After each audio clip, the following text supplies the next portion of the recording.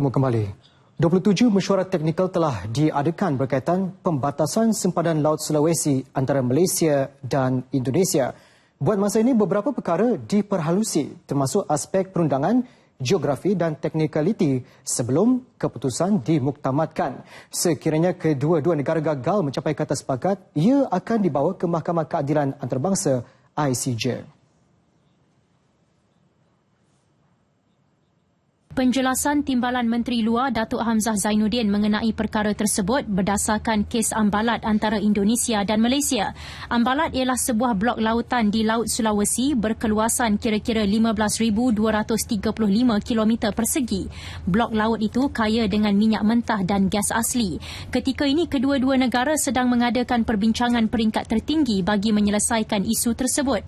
Menurut Datuk Hamzah, perbincangan terbaharu berkaitannya diadakan ketika sesi lawatan rasmi Presiden Indonesia Joko Widodo ke Malaysia pada 5 hingga 17 Februari lalu.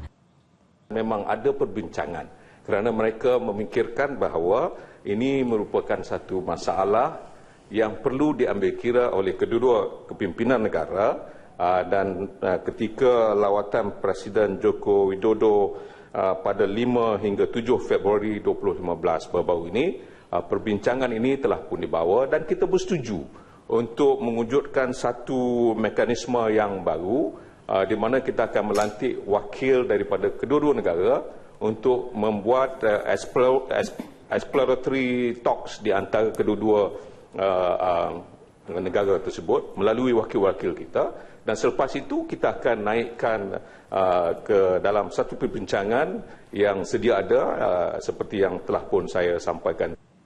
Pemilikan Ambalat menjadi pertikaian antara Malaysia dan Indonesia dan timbul kerana perselisihan peta yang digunakan. Pihak Indonesia menggunakan peta Zon Ekonomi Eksklusif ZEE, manakala Malaysia menggunakan peta rasmi terbaharu 1979 yang dikeluarkan oleh Malaysia. Kerajaan mencadangkan supaya sebuah badan atau jawatan kuasa integriti diwujudkan di negeri-negeri bagi menjalankan penguatkuasaan dan pengawalan terhadap hakisan tanah dan penggondolan bukit.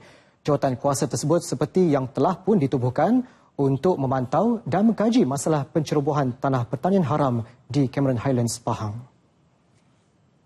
Sahabat saya yang berhormat, turut dicadang pindaan Akta Pemeliharaan Tanah 1960 bagi membolehkan Badan Perundangan Negeri membuat keputusan mewartakan tanah-tanah tinggi di negeri-negeri terbabit, terutama di Sabah dan Sarawak.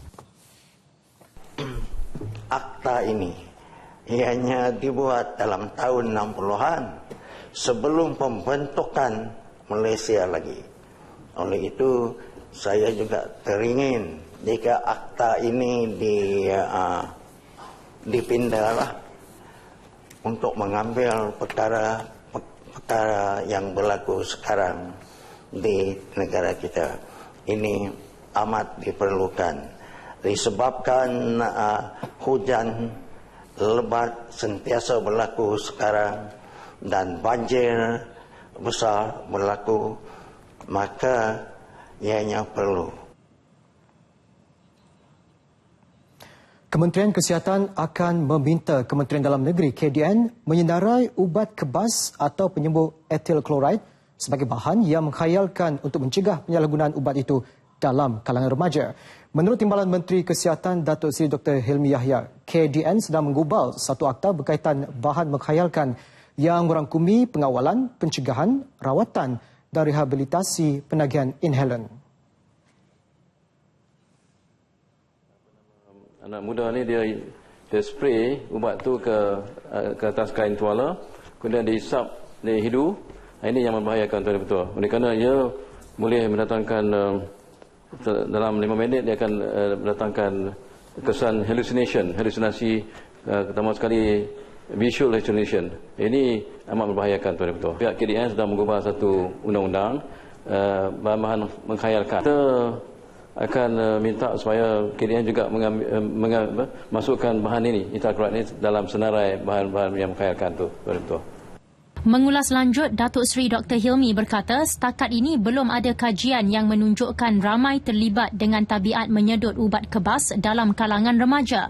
Ia digunakan untuk menghilangkan kesakitan bersifat sementara dan diaplikasi secara luaran semasa pembedahan kecil atau melegakan kecederaan otot ketika bersukan. Disebabkan itu, ia tidak dikawal sebagai racun berjadual di bawah Akta Racun 1952 dan boleh diperoleh di kaunter ubat. Dalam perkembangan lain, Datuk Seri Dr. Hilmi mengesahkan Kementerian Kesihatan tidak menerima sebarang laporan berhubung minuman susu kultur sebagai penyebab penyakit kanser perut. Beliau menafikan dakwaan bahawa ada kes kematian kanak-kanak akibat mengambil minuman terbabit seperti yang tersebar di laman sosial. Kementerian Kesihatan telah menjalankan siasatan terhadap dakwaan yang disebar itu. Tak ada direct evidence yang mengatakan bahawa ubat itu menyebabkan kanser perut. Sama tak ada. Kanser perut kalau berlaku pun di kalangan yang banyak di kalangan orang tua. Colorectal cancer banyak berlaku di kalangan orang tua. Yang kanak-kanak ni yang saya tahu tidak ada kaitan langsung. Bercakap di lobi Parlimen, Datuk Seri Dr. Hilmi memaklumkan pihak kementerian akan mengadakan perbincangan dengan syarikat pengeluar minuman susu kultur itu dan laporan berkaitan akan dibentang dalam masa terdekat. Penggantungan sementara program subsidi beras super tempatan ST15 seperti dicadangkan Jawatankuasa Kira-kira Wang Negara PSC akan menjejaskan lebih 300,000 keluarga dan 15,000 peruncit di seluruh negara. Sehubungan itu, Kementerian Pertanian dan Industri Asas Tani akan meneruskan program subsidi tersebut dengan semakan semula ke atas senarai pemborong. Pihak kementerian tidak boleh sewenang-wenangnya membekukan kuota ST15 kerana hanya Kabinet yang berkuasa melakukannya. Dengan kerjasama Suruhanjaya Pencegahan Rasuah Malaysia SPRM, Kementerian terbabit menyiasat penyelewengan yang berlaku sehingga menyebabkan kekurangan bekalan baru-baru ini. Jadi kita dah beritahu kan, oleh kerana ada beberapa SOP yang dianggap oleh PAC yang agak kurang tepat, kita akan pertemaskan segala SOP yang ada pada program. Memang selama ini pun kita dah pertemaskan SOP. Datuk Seri Ismail Sabri menjelaskannya di lobi Parlimen. 1 April lalu, PAC meminta Kementerian Pertanian dan Industri Asas Tani menggantung sementara program subsidi beras ST15 memandangkan program itu tidak sampai sepenuhnya kepada golongan sasar. Bagaimanapun, pengerusi PAC Datuk Nur Jazlan Muhammad berkata, program berkenaan boleh diteruskan apabila kementerian tersebut mewujudkan satu SOP baharu.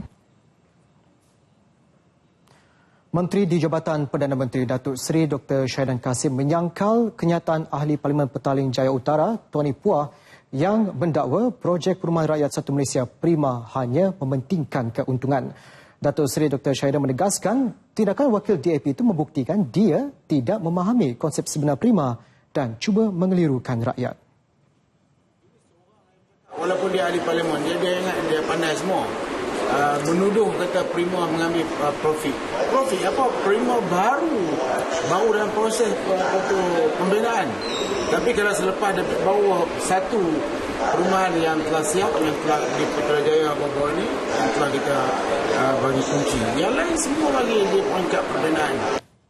Bercakap di lobi Parlimen, beliau berkata projek Prima diperuntukkan secara adil dan telus melalui sistem pengundian. Setiap proses pengundian akan dipantau oleh sebuah firma perakaunan awam yang disahkan bagi memastikan proses permohonan mengikut piawaian dan prosedur ditetapkan.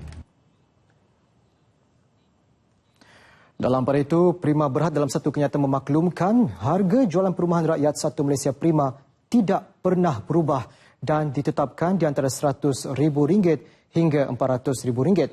Malah bagi membolehkan lebih ramai keluarga di bandar layak untuk membeli rumah Prima, seling pendapatan telah diselaraskan daripada RM7,500 kepada RM10,000.